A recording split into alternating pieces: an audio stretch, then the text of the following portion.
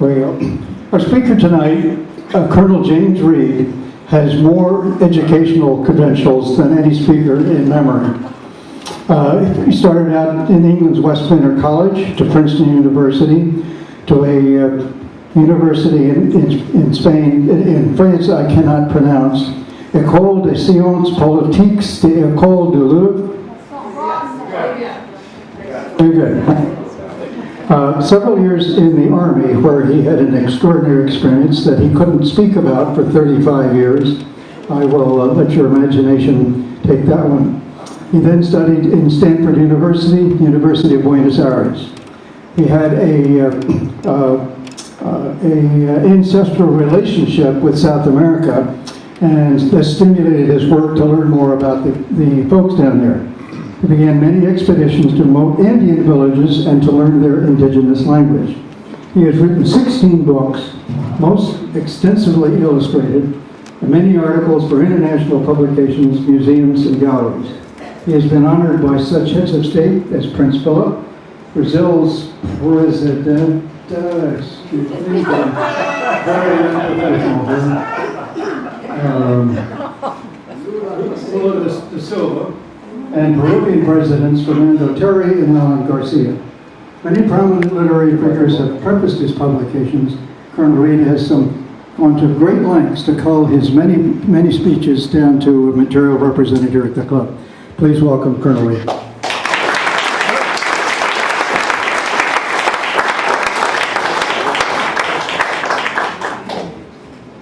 Well, thank you, Bob. Thank you, President of the Explorers Club, and thank you all the friends who've made such an effort to come here tonight. Some of you are moving apartments, some of you are designing, like Richard Rappaport, incredible things with weavings, and I appreciate it very much. I'm not going to go on thanking you because I've got exactly 1 hour to condense 20 presentations in regarding the marvelous reality of South America. And I hope that at the end of this you will be so fired up that you will want to go off on not on a camel or a llama, because they won't carry humans, either walking or on a cruise ship or in some way or other to see it. So without further ado, let's start off with our presentation, The Marvelous Reality of South America. And what do we get the title from? Next, please. That's the wrong way. There we are. The Marvelous Reality is the subject of a book I did when I was the cultural director for Holland America, and you're going to see why it's the marvelous reality in just a second. What are we talking about? I'm going to take you from Panama down south through Ecuador and Peru, and we're going to go down through Chile, from Ushuaia briefly to Antarctica, out to the Falklands, Malvinas Islands for our Argentine friends, then up to Buenos Aires, Montevideo, and of course to Rio de Janeiro, and we'll end up, ladies and gentlemen, with a minute of film and music from Carnival. So if you want to get up and dance like the bare-breasted ladies, you're certainly welcome to. On we go. Where did the phrase come from? Alejo Carpentier, the great Cuban writer. In his preface in 1947, he said, "We don't owe anything to Europe or to North America. We've got our own marvelous reality in South America," and you're going to see in just a second what it is. And the Greek poet Constantine Cavafy of Alexandria in Egypt, in his poem Ithaca, says, "When you make a voyage, hope that it will be full of adventure and discovery, and that you will discover and things that will raise your soul and your spirits with a mood of rare excitement." So ladies and gentlemen, you don't have to climb the highest peak or go down to the deepest depths of the ocean. You can travel in South America and explore, look around you. What is this life if full of care, said an English poet.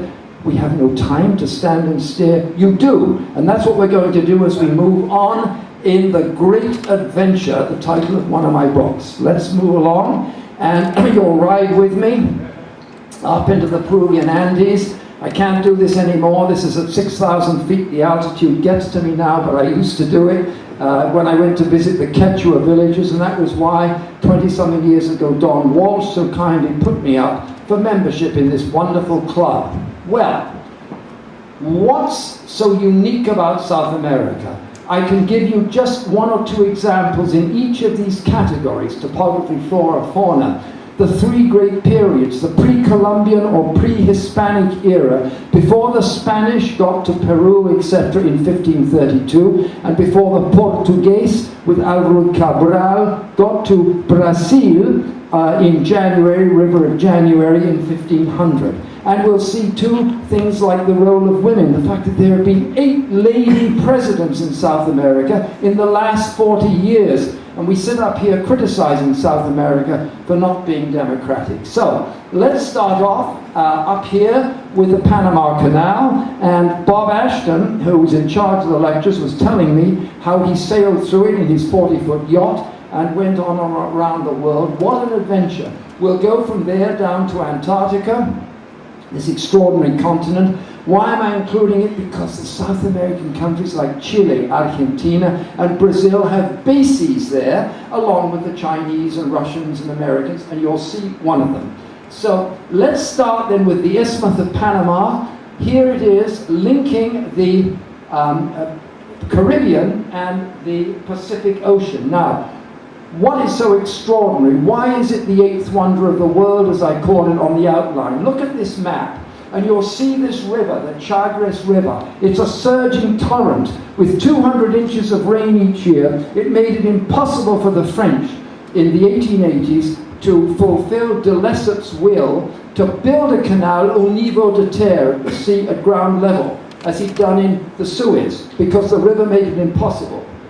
And so, when the US took over, a military team, they came up with an ingenious, brilliant, absolutely virtuoso tour de force idea, which was to flood a huge valley, 153 square miles, this is the Gatun Lake, build a large dam here with 14 spillways. That solved the problem of the Chagres River. All you had to do then was raise the ships 80 meters, about 240 feet. You raised them and then took them across the lake and you took them down. So this was the system, the lock system, and there's a new canal being built, as you probably know, and the locks today, if we can look at the next picture, will hold, they're about 1,000 feet long. But the big oil steamers and crafts can't get into them, so the new canal will have 1,500-foot long locks. And you see how you can raise them on one side, lower them on the other in these locks, and the great derricks and cranes. It is an absolute miracle. How many people have been through the Panama Canal? Not too many. Well, please try and do it in your lifetime. It's a great adventure. So from Panama, and I should say that the team that did this was a military team.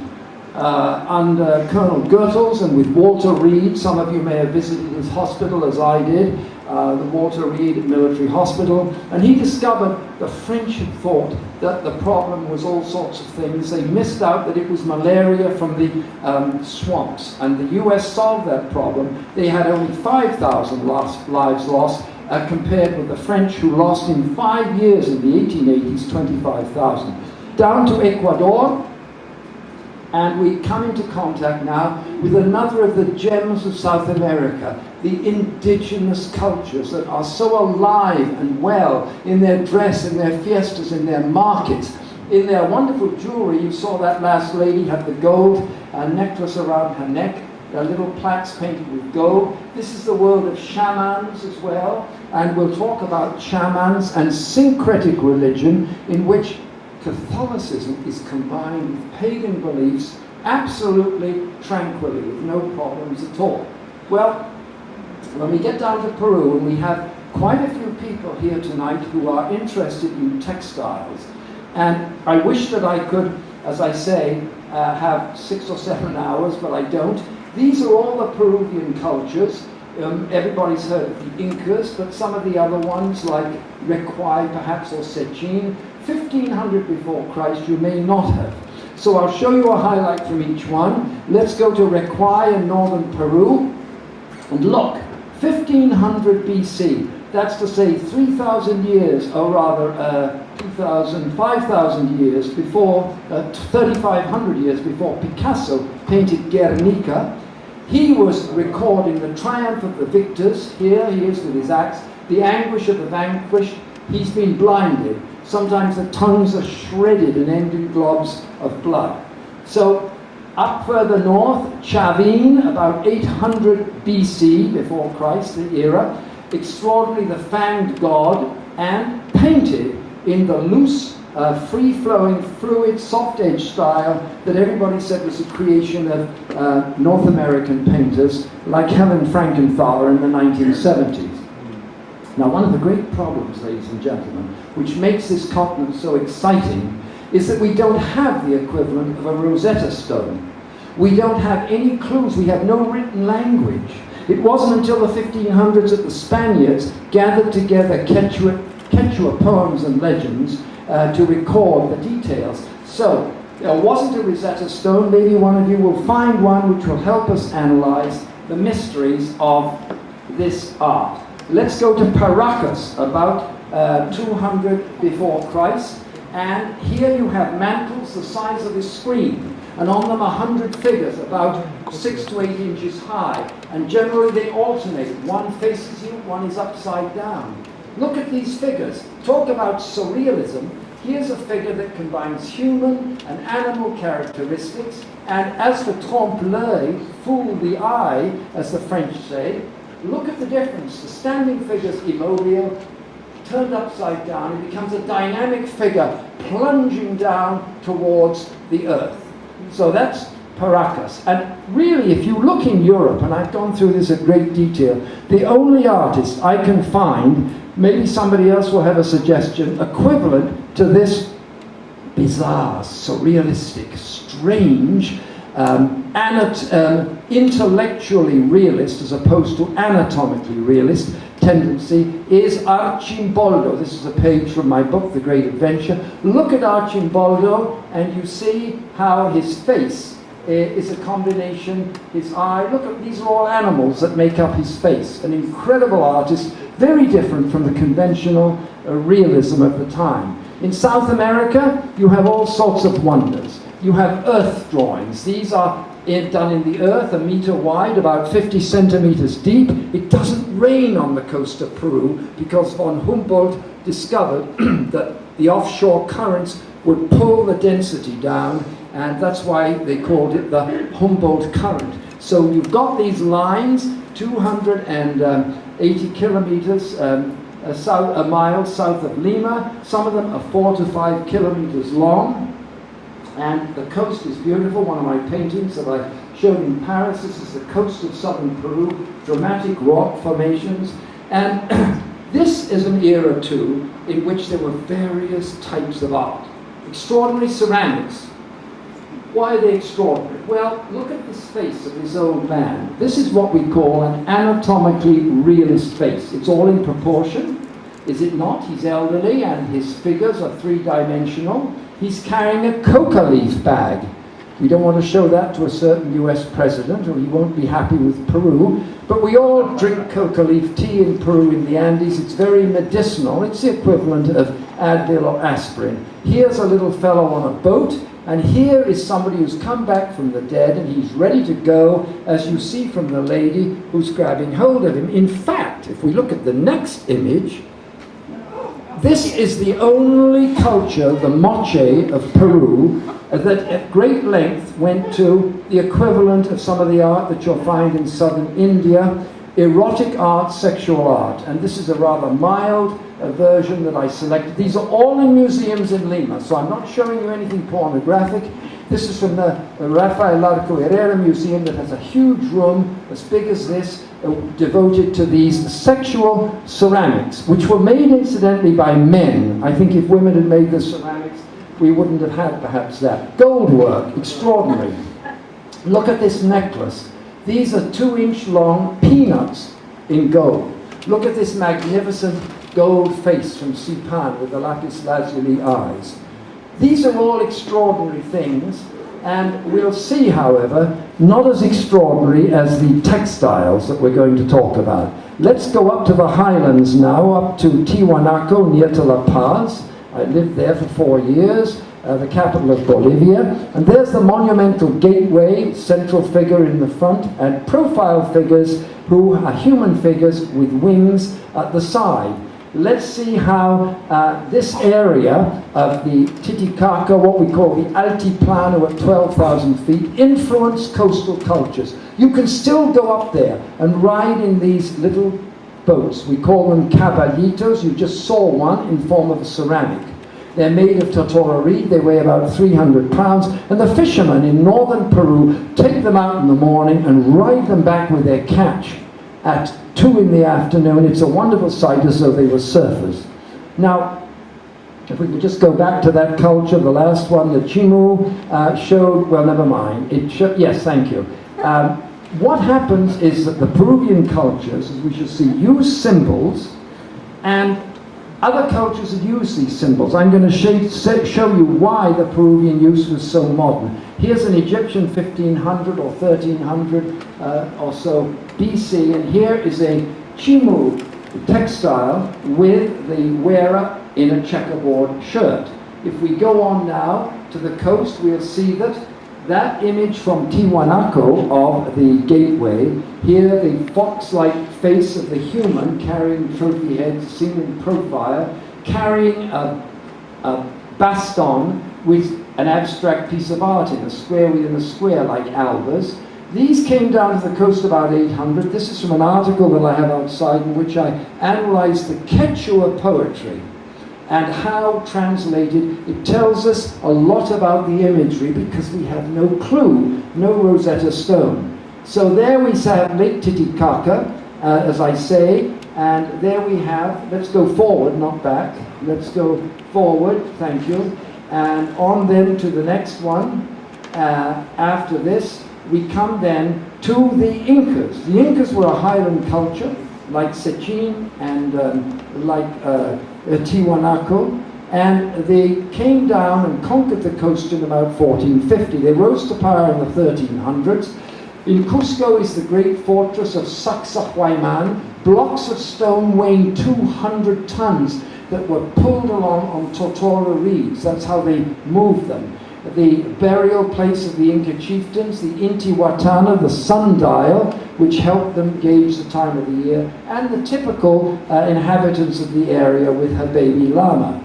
There is the most common view that you see of this resort of the Inca chiefs, which was dedicated to the gods of water, because the water from the highlands came down to the coast. The Peruvian coast is very dry, 3,000 miles, 17 rivers only, the rest are sand dunes. So here you have then, this is actually not Machu, this is Huayna Picchu, and you can climb up this in a very narrow path. So that's the Incas, and all around you, when you're up in the highlands of Peru, the ladies are weaving and spinning as they did 1,000, 2,000, 3,000 years ago. And the amazing thing is they created an art on their own, unlike the Mediterranean cultures, Greek, Rome, Byzantium, that were all linked, in Egypt. These were on their own, and you see them today, and they vary, the women. Here is a very, very indigenous-looking woman. Here's a painting I did of a young girl from Cajamarca, whose father was possibly a Spaniard, because he's very European. And when we get to Amazonia in Brazil, you'll see the influence of the black African tradition. So the incredible textile art is what inspired this book, the first modern art, textiles, for which Alan Garcia, the president of Peru, kindly decorated me and asked me to speak for 12 minutes to the cabinet of 21 ministers, because I made the point that women created this art, not men. The men did the ceramics, the women did the textiles. And in them, there are signs and symbols, very relevant to Carl Jung's idea of the collective unconscious. We all like to use circles and squares. A wine glass is the same today as it was 3,000 years ago. But what the ancient Peruvian did, as we shall see, is they took these symbols, this is a page in my book at the start, and they would make from, let's say, a triangle, instead of having lots of little designs, they'd make it a big image, 4, 5, 6 feet high. Something that nobody was doing in the Renaissance or in Rococo or Baroque Europe. Nobody would have dared to create a work of art with a triangle. We'll see an example in just a second. There you are. That's a textile. It's about 2 meters high. There are the conventional little images, the symbols, right? interlocking up and down. But this big one is the central image. Incredibly daring. And of course, it's not per se an original image. If we go to Egypt, we'll find here this pyramid. If we go to the world of the Mayas, not far in the Yucatan, or if we go to Brazil in the 1970s, that's the new Brazilian cathedral, which I hope some of you have seen, in the form of a triangle. Symbols then are universal, are they not? But again, the Peruvians used them in a very modern way. I was amazed about 6 years ago in northern Germany near Warnemünde when I walked into an 18th century church and the columns had the stepped triangle designs. Unbelievable. The same colors as in this Peruvian textile from Nazca. And here, this lovely little Navajo jar from the world of Arizona is another example in which they appear. Well, let's look at what modern art is. We generally take as a criterion the anatomical realism of classical Rome and Greece. This is the Three Graces in the Louvre in Paris. And we also find that in the classical tradition, you have maternal love, you have sensitivity, you have expressions that show emotions. This, to my mind, is the most beautiful of Leonardo's pictures, far more than the Mona Lisa. How many people know this in St. Petersburg, in the Hermitage? The Madonna d'Aliti, not a big painting, only about 2.5 to 3 feet high, but look at the expression. It's an absolute tour de force. You don't get that in ancient Peru. You get intellectual realism, whereby the artist takes the subject and uses it according to his own wish. Look at this. Here is a wiry, painted textile, 800 after Christ, about what? 1,200 years ago. Look at this.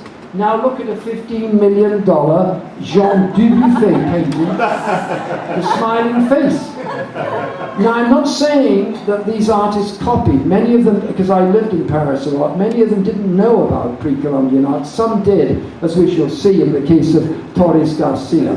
This is what started me off in the 1970s in my interest. I'm walking along the Calle Cayoma in Lima, and in the window is this textile, about this big, for sale. It was $60. And I thought, good Lord. And it said, from a collection that has been liquidated because the husband died. And I thought, wow, I've got a Powell clay for $60. And I rushed in and bought it and was thrilled. A week later, when I went back to the store, a very ragged campesino was walking in, and he had a bag with a whole lot, a basket with a whole lot of textiles. So I said to the owner, what's this? And she said, oh, that's like the one you bought. This is from the Chancay culture, or the Wari culture, done by ancient Peru. So, childlike art. It's hard to tell the difference between the ancient Peru and the Powell clay. Not only did they use the similar images, they used similar means of representation. When Andy Warhol started off with his serial imagery, whether it was soup cans or Marilyn Monroe, everybody said how highly original. They didn't know that this mantle, which is 20 feet long, has 900 images this big of Pachamama, the earth goddess, created well over 1,000 years ago. They were using serial imagery, animating inanimate objects, whether it's a sun or whether it's a stone or what have you. There's a Shabaka stone, 700 BC from Europe. Look at this Nazca textile. The sun has been given human characteristics because the sun was viewed as a deity, a god, and therefore it had those aspects. Now look at this one, also of Nazca. This is a big feather textile about this high. Look at that expression. Now, do we know, is this joy? Is this anger? Is this fear? We don't know, ladies and gentlemen. There's no clue to it.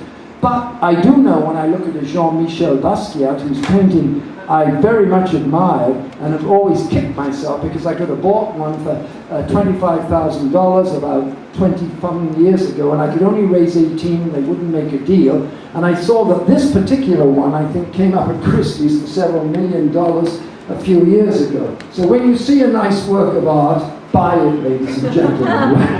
In any rate, the one artist who does one of the artists who admits his debt to ancient Peru is the great Uruguayan painter Joaquin Torres Garcia. He appears a lot in Sotheby's and Christie's sales.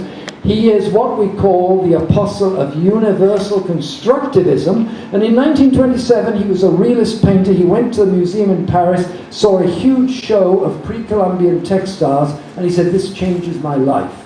And he became then a constructivist. Here's the Peruvian textile, here's his painting, La Locomotora, from 1943. So I've mentioned to you that objects were used, as well as human beings, in a serial imagery context. And you say, well, why would they give so much importance to the feather? And there's various reasons. The condor and the eagle were considered to be the origin of species in their pagan beliefs. The bird could live on the land and the sea, land and the air. And above all, the bird produced the guano, the droppings from eating the fish that were so vital to irrigate the desert coast, and accounted for the boom of the industrialists of Peru in the 19th century, who made fortunes before artificial fertilizer came into being. I told you that the coast of Peru is beautiful. Go down and see it. Look at this coast of Paracas, the brilliant yellows, the blues, and the topography. Look at this textile of Nazca, which is from the south coast, done about 1,500 years ago.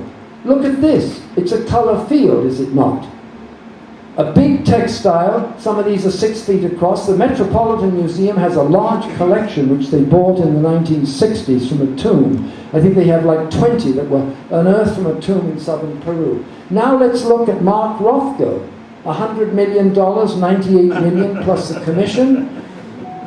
I think I prefer this, actually, to that. But there it is, the color field idea. Jasper Johns, another example. I prefer the soft edge Nazca concentric circles with the varied colors to his hard edge, 2-color, big circles that he did. Incredible, the parallels. And again, most of these artists didn't know, because I've talked to some of them about ancient Peru. And so it's very interesting to find the characteristics of these ladies and how they were modern. They were also modern in terms of collage and assemblage. Collage was sticking a piece of paper. When Picasso and Braque took a little piece of Le Figaro and stuck it onto a cotton background, the critics said, "Oh, c'est merveilleux, c'est le collage, 3-dimensional art." Well, there was also assemblage, where you assembled objects. In this case, this is a human skull inside, and it's a basket is woven around it, or a cloth covering is woven around it, and it's decorated with feathers and a head ornament. So you've got collage and assemblage, which are extraordinary. And again, in this Chimu ceremonial shirt, which is owned by one of the people who are gracing our audience tonight, this lovely Chimu ceremonial shirt, are we jumping around with it? That's somebody trying to dig it out of the ground. At any rate, you saw that there were plaques of silver as well as feathers. And happily, that's all right, move along. That's all right, just let's move along. Happily, from the start, I have found a very enthusiastic welcome from Peruvian intellectuals, ethnologists, archaeologists, presidents, and ministers of culture. I lecture each year for the Ministry of Culture in Peru. This is President Belaúnde Terry, and I think I'm very gratified, because they could have said back in the 70s, when I started to expound these ideas, who's this gringo coming down to tell us about our textiles?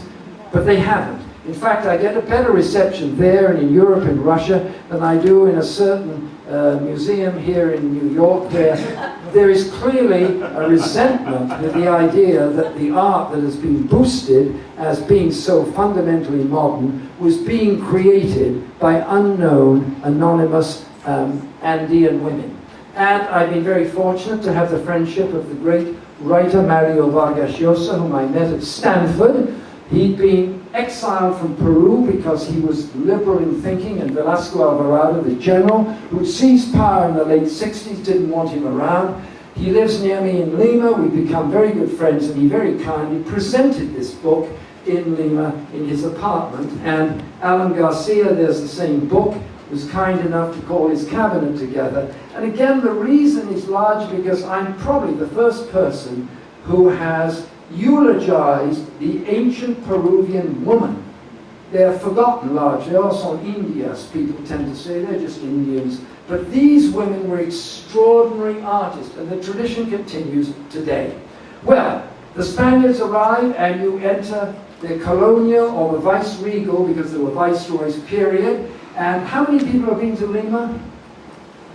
Good, I see about 10 hands going up. Try and go, because it's a gem. Apart from the pre-Columbian, you've got a marvelous cathedral, the Archbishop's Palace with a wooden balcony, lovely facades, and if you look inside and in other areas, you will find extraordinary decor. There's the palace of the Peruvian president, all these dating from the period from 1515 to 1820, the beginning of the Republican era. This is a time too, the vice-regal era, or the colonial era, in which a lot of Baroque art is used. Images of every type are shown, as you see in this very striking painting. And in addition to the vice-regal period, from the 1820s on, once Peru gains its independence from Spain, it's the start of the Republican period, and what we call the Republican or Belle Epoque age. And there's a wonderful, this is a post office in Lima, and this roof with designs on and glass is equaled only by the one in Odessa in the Ukraine, and the Umberto I Arcada in Napoli, in Naples. Also the Corrida de Toros. Now I'm a defender of animals, so you say, how could you be painting? Here I am with an owner of this particular painting in Los Angeles. I did a whole series which I exhibited at the Salon d'Automne in Paris, and they kindly elected me a member. Why would I do this when I'm a defender of animals? Because, ladies and gentlemen, the fighting bull has a much better life than the wretched cattle that are taken to the slaughterhouse. He has a life of luxury, he's taken into the ring, he fights there for 15 minutes, and he is then killed with a sword thrust. And if you know, if you've been in a fight, I've got a couple of scars when I was hit by somebody. I was so furious I didn't feel the pain until later. So the picadores don't perhaps take as much toll on him as one would think. Again, when you're up in this Andean world, up above 10, 12,000 feet, you're back in another era. These are photographs I took in the late 60s, early 70s when I first went to South America. The flute player, black and white is all I had, and look at him sitting there. He could be back in 1000 AD, the time of the Incas, and this gentleman too, playing what we call a quenua, a flute. Wonderful musical traditions that exalt this extraordinary heritage. Well, let's go from Peru down to Chile. Extraordinary country, 3,000 miles. Look at it, it's a long, narrow finger going down from the coast up here. And ladies and gentlemen, all this terrain used to belong to Peru. 600 kilometers where this full of salt and rich mining materials, and the Chileans seized it during the War of the Pacific. Let's go to Chile then, and to remember that out west in the Pacific, Easter Island belongs to Chile, with its 900 extraordinary statues. You can see from me how big, some of them are 40 feet high, and they're amazing, and we don't have time, alas, to go into them now. That's a whole topic of a separate discussion. In northern Chile, like the Nazca lines in Peru, in the Azapa Valley, you have these incredible designs. But they're different. They're not etched into the earth. They're three-dimensional. They're made by people taking little stones and creating designs of snakes and humans, etc. That's the Azapa Valley. In northern Chile, too, you have a strong introduction. Well, you've already had it in Peru and Ecuador, but the role of the church, this 85-millimeter high church, is quite extraordinary, this great cross in Coquimbo. And again, when we see later on this syncretic religion, you'll understand why. Also in Chile, we have our friend who created the Eiffel Tower. And he's present in various places, from Brazil, in Belém, in the mouth of the Amazon, over to Arica. Here's his church. It was designed in France, taken apart, brought over, reassembled, and that's the interior. That's in Arica. Other amazing architecture, the Port of Valparaiso. Look at this U-shaped inverted building. That's the legislature.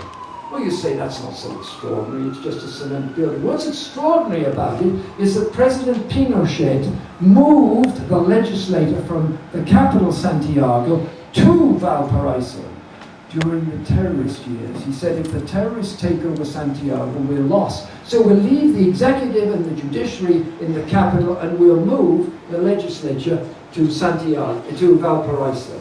And right nearby is the house of the great, one of the houses of Pablo Neruda. He was very socialist, but he lived awfully well. He has 3 beautiful mansions, all of which I know. There he is. This is the one that overlooks Valparaiso, author of the Nobel Prize winner. And again, ladies and gentlemen, one of the marvels of South America, for those of you who like serious literature, and I mean belles lettres, the tradition of André Gide and Thomas Mann, or William Faulkner, or Ernest Hemingway, since the 1960s, it is South America that has dominated the field of world literature, and we can't again go into it all. Some of you know the authors Gabriel Garcia Marquez, Mario Vargas Llosa, Julio Cortázar, Ernesto Sabato, the Argentine, Isabel Allende, Cortázar, Argentine. We have in the back the gentleman who's helping us, Alex Serrano, who's from Buenos Aires, so he'll be pleased. And Jorge Amado, Gabriela Cloven Cinnamon, who writes about this extraordinary blend we'll see in Brazil of the African and the Indian and the white. And then Jorge Luis Borges, Informity Brody. These are just some of the many books. And here is a painting celebrating Chile's victory over Peru and Bolivia. Bolivia lost its outlet to the sea. Peru lost 600 kilometers of mineral-rich earth to Chile in the War of the Pacific, and there they are charging, stopping the alliance. These are the Chileans stopping the alliance of Peru and Bolivia. From Chile, we go south through a wonderful world of inlets and little harbors, and we will go on down until we come to Puerto Montt. If we can look at the next image, please. And Puerto Montt, which is a port, was settled by the Germans and has a very strong German influence. Nothing to do with Hitler now. Most of the people after World War II went to Brazil and to Argentina more than to Chile. These are German settlers in the 1870s who'd arrived. They're pointing inland and saying, let's move inland and settle the land. And they were the first who built these wonderful railroads. You see the old locomotives. I'm a great fan of traveling by train. I will do it whenever I can. And you travel through glorious countryside in which you have volcanoes, snow-capped peaks, and the 4 camelids. These animals are of 4 types: llamas, alpacas,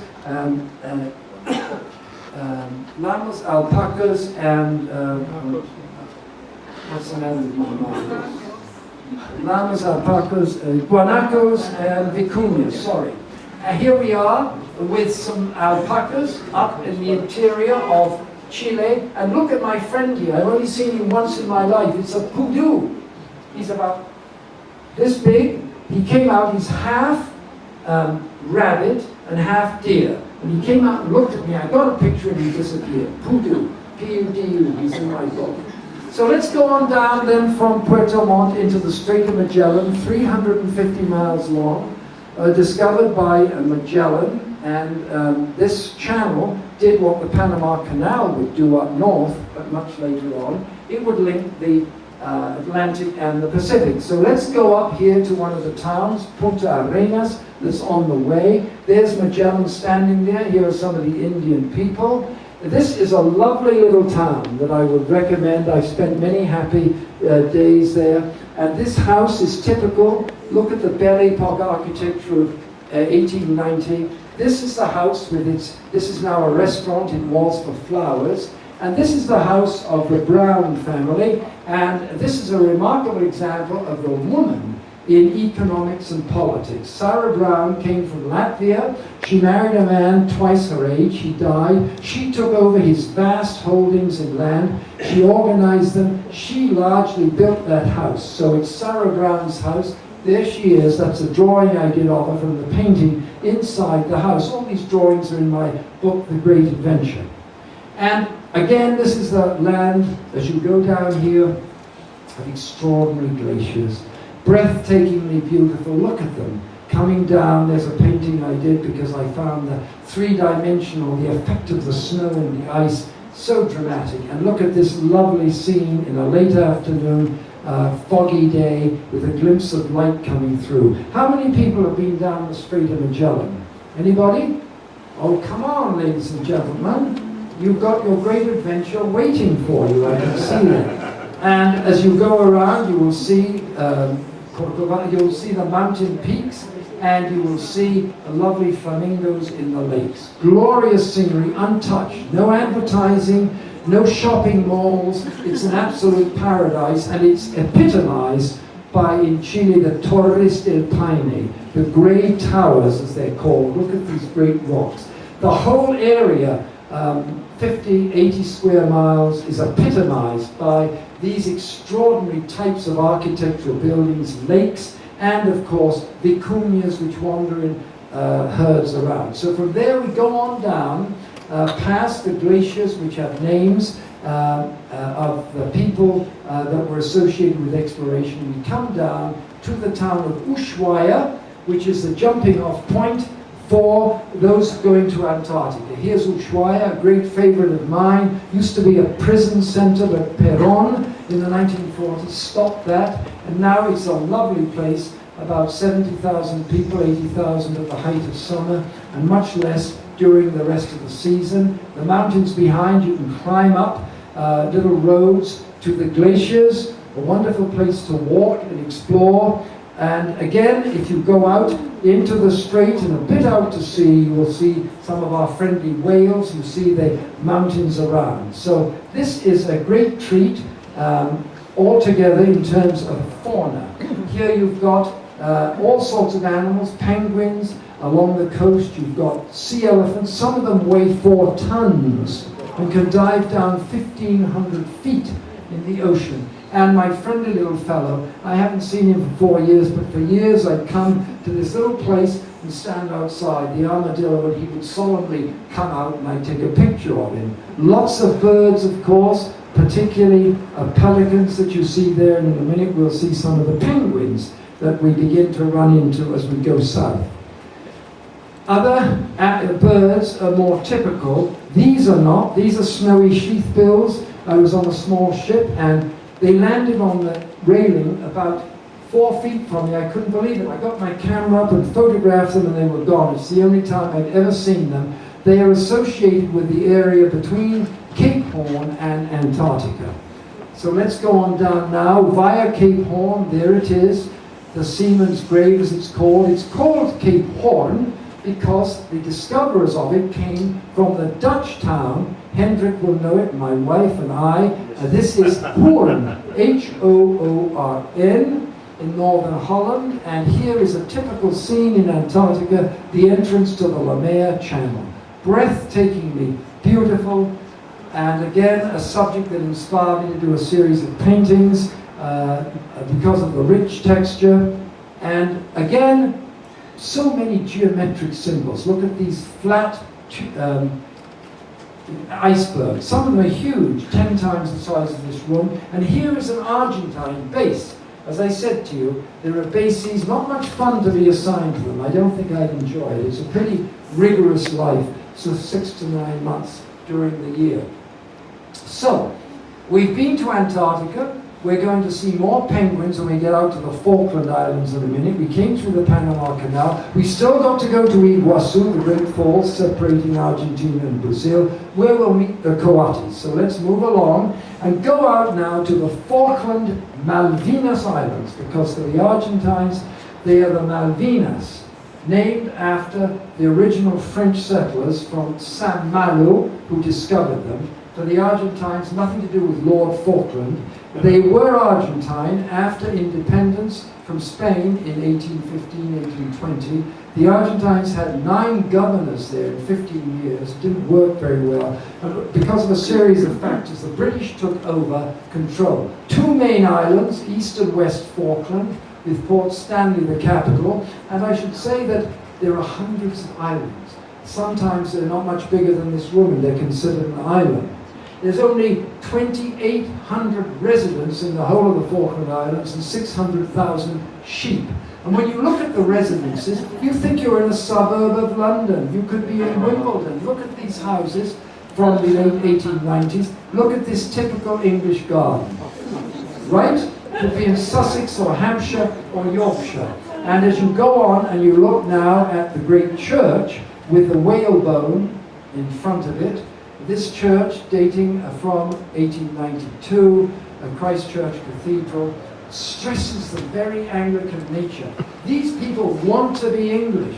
If they have a vote, the Argentines call for a vote, they'll 99.9%, there might be an Argentine who works as a helper in a house, but the population is so English and so monarchist, much more so than the average English person. And there's the governor's house with, of course, greenhouse for his wife to keep plants in, lovely lupins here, flowers from England, 2 monuments. This one in honor of the defeat by the British of the Germans under Graf von Spee in 1914 at the start of World War I. This one honoring the British victory over the Argentines in the 1982 war, 250 British dead and 650 Argentine dead. And again, here in the Falklands and of course in Antarctica, you enter the world of penguins. Wonderful penguins, these beautiful creatures. These are king penguins, about this high, not as high as the emperor penguins, which we'll get in Antarctica, but about 1,000 of them at Volunteers Point, one place alone in the Falklands. How many people have been to the Falklands, Malvinas Islands? No, you didn't get there? No? You've got to go, ladies and gentlemen. It's a relic of a vanishing era. All right, let's move on. And we're going to go now from Port Stanley and the Falklands up to Argentina and the world of Buenos Aires and Montevideo. And when we get there, in the main plaza, San Martin, there is the monument to the Falklands Malvinas War, 1982. It's always an honor guard.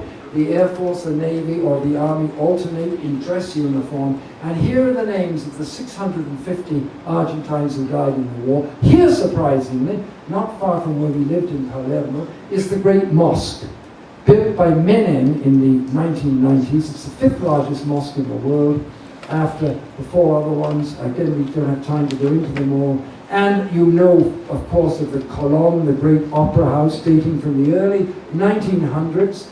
And here it is again with ballet dancers in front of it, because it's known for ballet and opera. And in talking about dancing, one of the wonderful things about Buenos Aires is that constantly you will run into street dancers doing the tango. And they will put on a show for you when you drop $1 in the hat, and they're very happy. And they immortalize the songs of the famous Carlos Gardel. I did this drawing from an old photograph. A remarkable individual, just as Eva Perón, who was never president, but is probably the most influential of Argentine women, was until her death in 1953. She was never president, but she was married to President Juan Domingo Perón. This is the Casa Rosada, or the Pink House, which is the headquarters, like the White House in the States. And look at this architecture.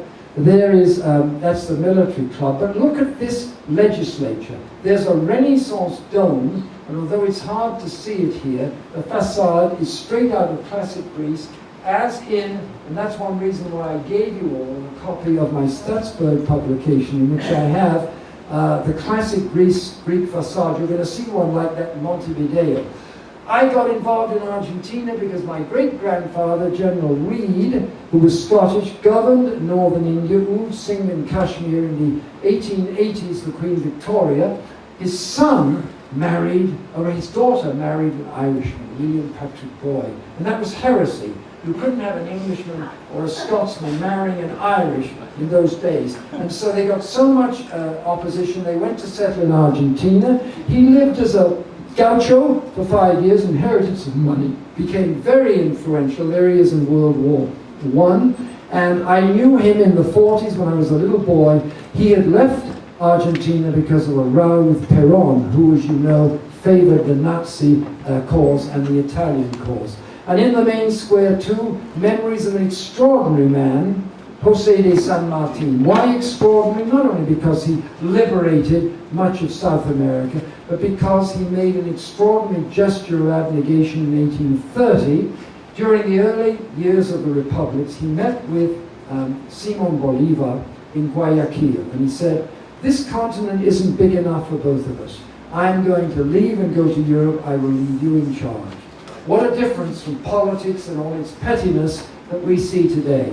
Across the river in Uruguay, the gaucho tradition is celebrated with statues that are unique in the world. This particular one is the length of this room and half again. They're huge, they're bigger than life size, and they are magnificent. And the artist also recorded, bigger than life size, the indigenous population of Uruguay, which has practically vanished, unlike the case in Peru and Bolivia and Ecuador. And it's in Uruguay that this extraordinary artist, Joaquín de Torres Garcia, whom you see here with his universal constructivism, saw those textiles in Paris and said, "I'm changing my style of art," and he began the geometrical blocks. I told you, I mentioned to you, that the classic Greek facade, look in that publication I gave you in Strasbourg, look at my drawing of the pediment, the triangle, then the capitals, the various types, Ionian, etc., the pillars, the columns, which jut out in the middle so they don't look thin, and then the base, the crepidoma. And this is the great legislature of Montevideo. It's a little country that has this absolutely spectacular building from the late 19th century, because both Montevideo and Buenos Aires are new cities, ladies and gentlemen. They're not old cities like Lima or Quito that go back to 1500s. Buenos Aires is a city, really, that was created in the second half of the 19th century, and Montevideo too. I haven't had much time to talk about flora. Unfortunately, there isn't space, but I would say to you that you will come across extraordinary examples of flowers, plants and trees. Look at this alerce tree from Chile. This is 4,000 years old. You put that out in a gallery, and I guarantee you people will hum and haw and say, "Wow, that's a great work of sculpture. It looks like a piece of modern art." Look at the base of this tree in the Jardim Botanico in Rio de Janeiro. More than 20 feet across. 20 feet, that's, for me, to beyond Hector. They're immense. It's unbelievable. Part of the marvelous reality of this continent. The water lilies, too. Those are 9 feet across in the Jardim Botanico. So I hope that you'll get to Rio for this and for other reasons that we'll see later. And off the coast of Rio is a little island called Paquetá. And it's the place that has the only bird cemetery that I know of in the world. If you know one, let me know. I saw a lady, I was riding on horseback there, it's a remote island, and a lady came and picked up a dead bird in front, and I thought, gee, I wonder what she's going to eat it. And she carried it, turned to the left, and into a cemetery, and there were tombstones. It was big, bigger than this room, and that's the cemetery with statues of birds of Paquetá, honoring birds. And again, you've got iguanas, of course, particularly in Ecuador, and coatis who look like raccoons, and we're going to see them in just a minute in their tourist-type form. Wonderful little cuyes, who are baby sort of guinea pigs, abound through South America. And one of the exciting things about going to South America is that you can buy lovely souvenirs that are not kitschy, that are not junk. Look, for example, there's one family that I know, there's only 2 of them left now. They have a quarry down way in Patagonia, almost to Cape Horn, and it has combarbalito, which is a combination of onyx and marble. And they carve these beautiful penguins. Look at the texture. That's about this big. They're quite unique. And rhodochrosite from Argentina is another lovely colored stone from which ashtrays are made. Little souvenirs of dances, of the paintings of Torres Garcia. And if we go on now to look here in Brazil. Wonderful animals created in crystal, and you can buy these along the waterfront, very cheap, $15, $20. Lovely little birds, beautifully carved in crystal, and there you have, of course, a big hand. This is a symbol of good luck, the clenched fist in Argentina. So there again is another unique product from Ecuador. It's ivory, and of course you get it from the local elephants. No, you don't. There are no elephants in South America. But somebody asked me that once, because I swear to you, I was going to bring some, but I had so many things to bring I didn't. But this is tagua, to show you. There's a dolphin and birds and tortoises. This is made from a big kernel of a nut, and I swear it looks exactly like ivory. So it's wonderful. They carve these beautiful figures, and then the wooden figures that you see everywhere, birds, and you can also go to wonderful flea markets, Indian markets and flea markets in Valparaiso, in Buenos Aires, in Rio, and you can get early 1900s belly pot. I bought these, I think, for $15 or $20 each. They're this big flies in bronze. They date from about 1910. And then door knockers. I have one like this on our house out in Hartsdale, and then in South America as well. These date from that period too. So great fun, things to buy. There are the coatis, and they come from the area of Iguazu that we're going to go to in just a second. Also lovely materials in cloth, big blankets with modern Indian weavers, and of course silver objects carved by contemporary craftsmen.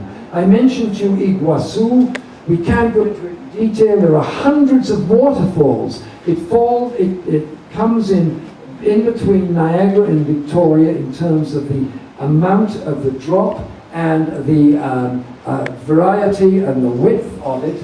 But look, this is the Argentine side, this is the Brazilian side of Iguazu, I-G-U-A-C-U, and again, it's here that you find, wandering through the jungle, the little coatis, those animals that look like raccoons.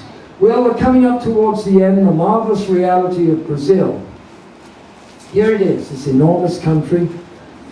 Why is it so amazing? Well, several reasons. You've got an indigenous Brazil that's as alive as ever. You've got African traditions that are eternal and vibrant. You have a monarchy that left us in 1889, but that was Brazilian, not Portuguese, from 1830 after independence from Portugal to 1889. You have modern architectural wonders. I showed you the cathedral in Rio, and you'll see some from Brasilia, the new capital since 1960. Lots of economic wealth, mining, oil. Offshore here, they have immense deposits 8 kilometers down, and the Chinese are helping finance. I think it's $100 billion being spent just to get pipes to raise this oil up. And of course, not everything is positive, because much of the wealth in lumber comes from Amazonia, and that takes a toll very seriously on the indigenous peoples, as we shall see. There's Rio for you. What a spectacular setting. Apart from Istanbul and St. Petersburg in Russia, San Francisco, there are very few cities that have the glorious sights of Rio, Sugarloaf Mountain, the beaches, full of color, atmosphere, pulsing, and of course on Mount Corcovado, the Christ with outstretched arms. Quite remarkable. You can climb up. It's quite a climb up. But it's a breathtaking experience, and particularly interesting in the light of what you're going to hear in just a second about the syncretic religion combining pagan and Christian. Some of you will remember Ginger Rogers and Fred Astaire, the Copacabana Palace Hotel, will you not? It's as it was back in the 1940s, and if you go just around the corner from it, you will come to the Carmen Miranda Museum, my drawing that I did of her in the museum, recalling those halcyon days of the 1940s. Of course, how could we talk about Brazil without mentioning Pelé? All those of you who are fine soccer players will recall having perhaps been in the goal when he fired at you. Here you have one of the sadder aspects, but there's a positive side to it. The favelas, more than 600 of these shanty towns.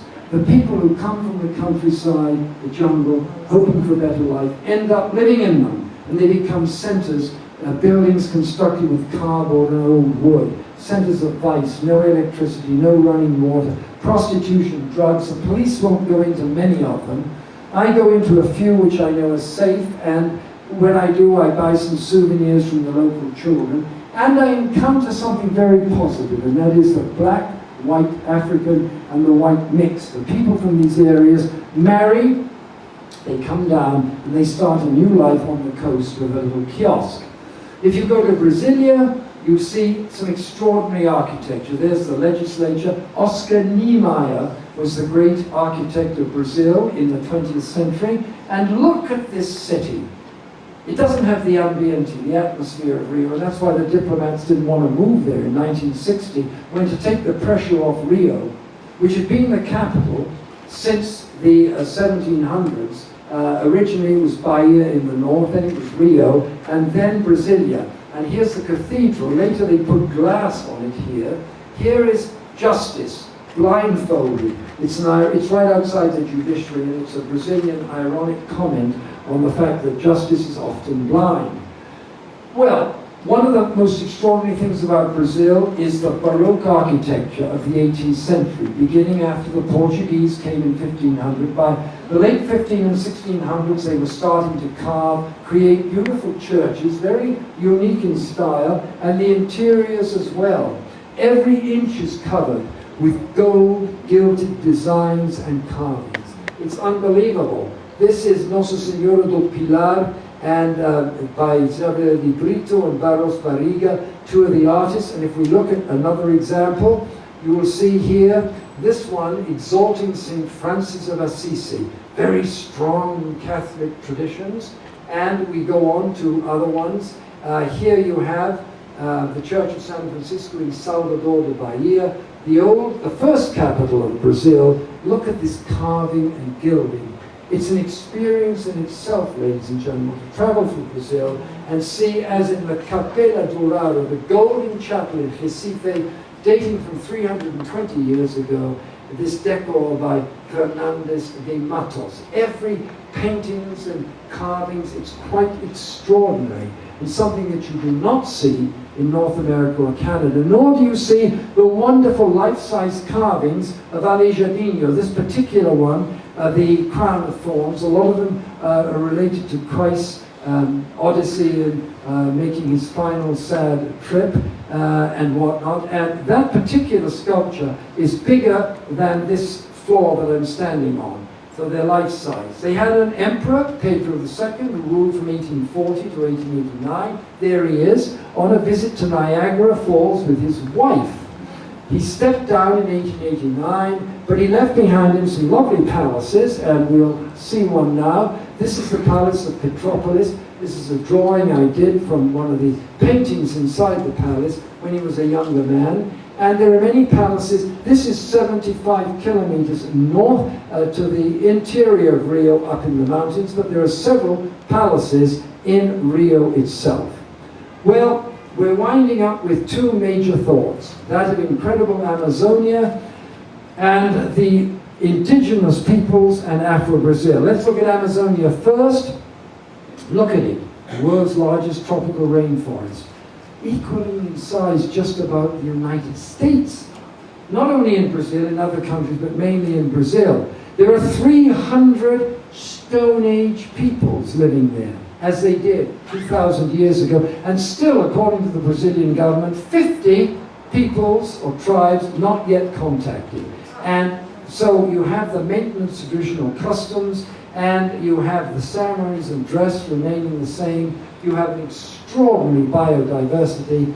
The threats to them, unfortunately, disease from the white man arriving, commerce, a lot of pressure from certain countries to develop the lumber of Brazil, so they're cutting down the lumber, and this is a disastrous factor. And in Amazonia, you have a pre-Columbian tradition, but nowhere near as rich and opulent in design or variety as in Peru or Ecuador or other countries. There you see a couple of examples of the pre-Columbian culture. What, however, as we go on to look at the next image, of the explorers always have been recorded. Debray showed how Europeans would come to explore Amazon. That's an old painting in the 1820s. And where is Amazonia's center? Well, I always think of it as Belém, up here at the mouth of the Amazon, where you'll see a big sculpture of staircases designed by Eiffel.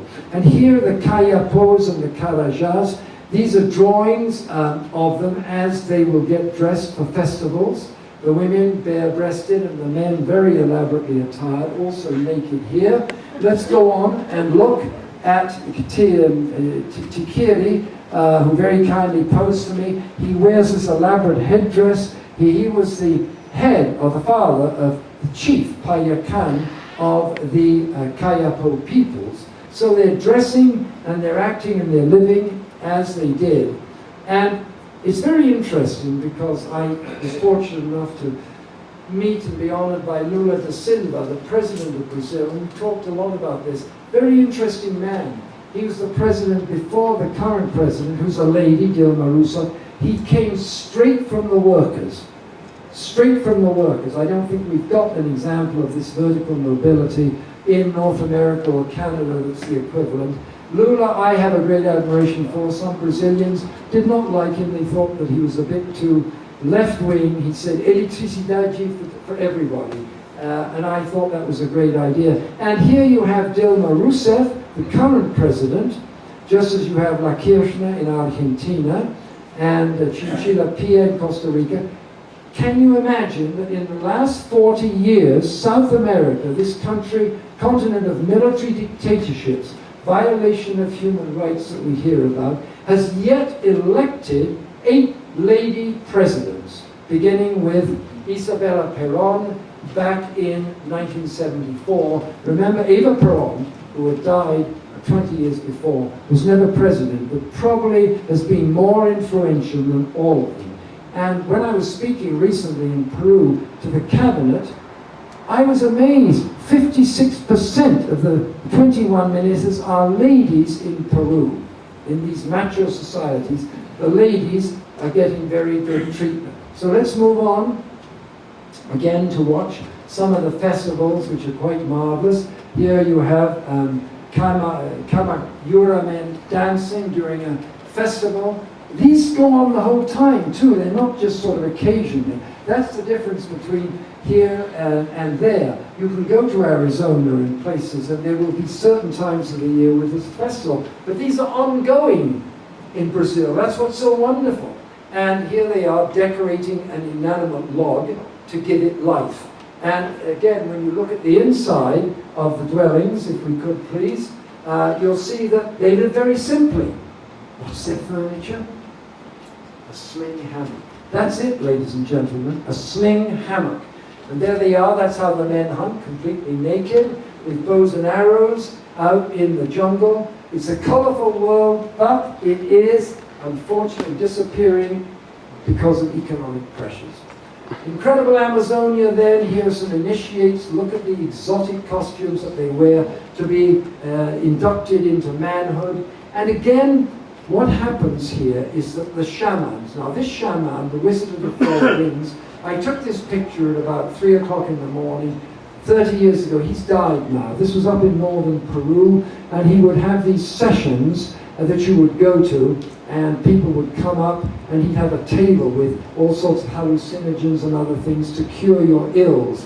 I stopped going after a while. I got too upset because he had an awful habit, as they do, of taking these poor little quillas that I showed you, the guinea pigs, cutting them open, and then passing them over the body, let's say, of a woman who said, I've got serious problems. And he'd say, it's your heart, it's your sentimental life. But the world of shamanism is very pronounced, and particularly so when we come to Afro-Brazil, which will conclude our talk. The heritage of 3.5 million black African slaves. And I was talking to Bob Ashton because the records say that this is more slaves than that came to the United States, but I'm not sure about that because I don't have a figure. Does anybody have a figure? To the US and anyway, 3.5 million, and they brought with them dynamic religions, Candomblé, Umbanda, Macumba. And why did they bring them? Because the religions kept their beliefs alive, gave them hope for the future, and additionally enabled them to communicate with their ancestors who were deified.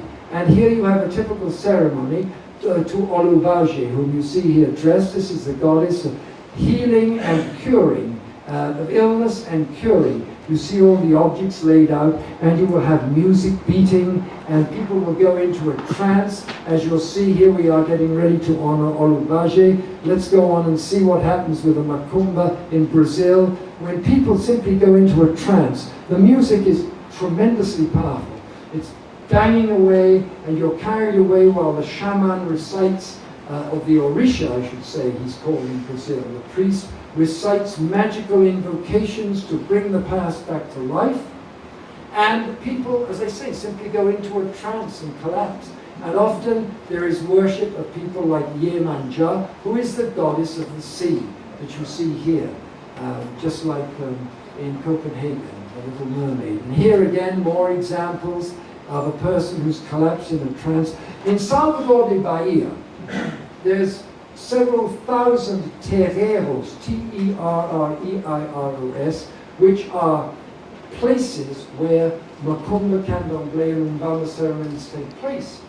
And I go to them, I'm amazed. They're, you know, most foreigners don't know where they are, but if you go, you're simply dumbfounded at the authenticity of what you see with the priests, the orishas, and their creations then of the contacts with these past deities, many of whom are pagan, as it were. So you've got this syncretic religion. You can go in the morning to a Catholic ceremony and do communion, and then at noon go to a terreiro and enter into this pagan past. Wonderful thing too about Brazil is that the top artists, Europeans, Portuguese mainly, have celebrated constantly in their art Afro-Brazil. This, I don't think, I've never found this to be the case in North America or Canada, where top artists have done nothing but paint the black African heritage. Non-black artists, that's to say, but in Brazil you do. This is a wonderful large painting, as big as this wall, and the next one by Di Cavalcanti is the same thing. Here you have, again, sometimes you have the blacks mixing with the whites.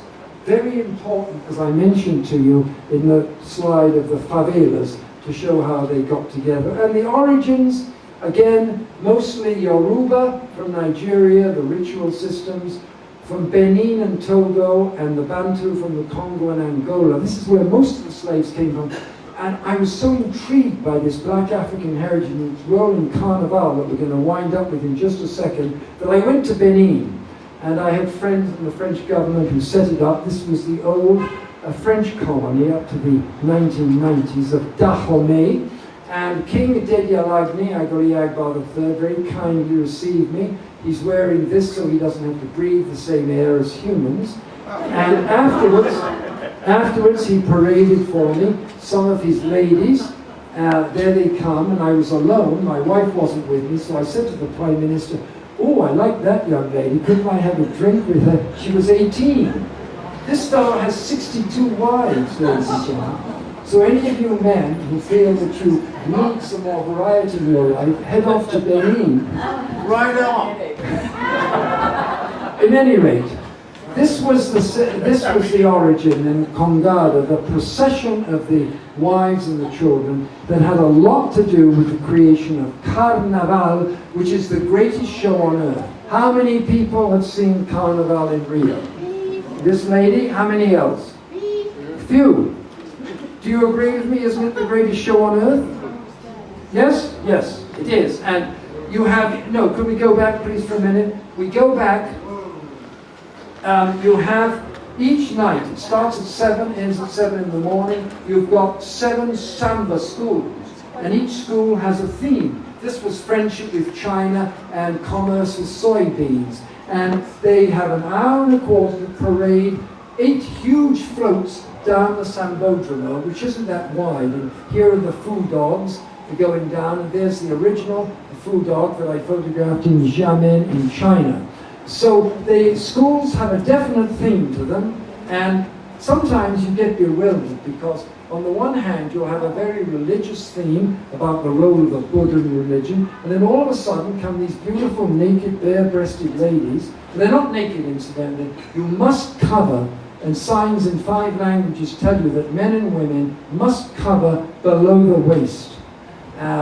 But there is our friend from the club, Lee, and he's with a friend of mine, Francis Pontes de Miranda, who organizes the Mandera School, and so I said, get together with Lee and get him involved in it, and both of us paraded with the school, alongside, and ladies and gentlemen, this is very important, this is the great equalizer. Here, blacks, Africans, and white elite, these are humble women. She worked in a laundry, she worked in a cleaner's place. And yet the elite white and the blacks, they work together in each school for the whole year to create wonderful costumes and a wonderful theme. So there it is, Uruguay's artist, Figari, also painted candomblé, the religious dances that went along, because many Brazilians in the early 1900s filtered into Uruguay. They're not so much in evidence now.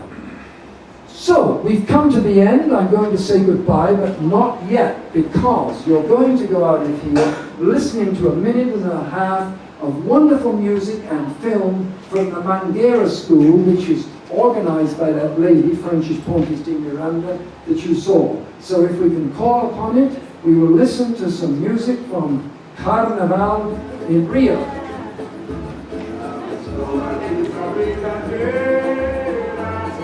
Quero lhe dizer que sou mangueira. Quero lhe dizer que sou mangueira. Tem xixi a carajé, tamborim sobrado tempo. Tem xixi a carajé, tamborim sobrado tempo. Mangueira. O horizonte rosa no mar, a morada preste a fantasia, pra exaltar Rainha Bela Maria, o anjo esplendor, as igrejas sorrindo e pelos terreiros de magia, o revoar anuncia um novo dia. Nessa terra vacilante, a capoeira borbolhar, o mundo se encanta com a justiça. Thank you very much.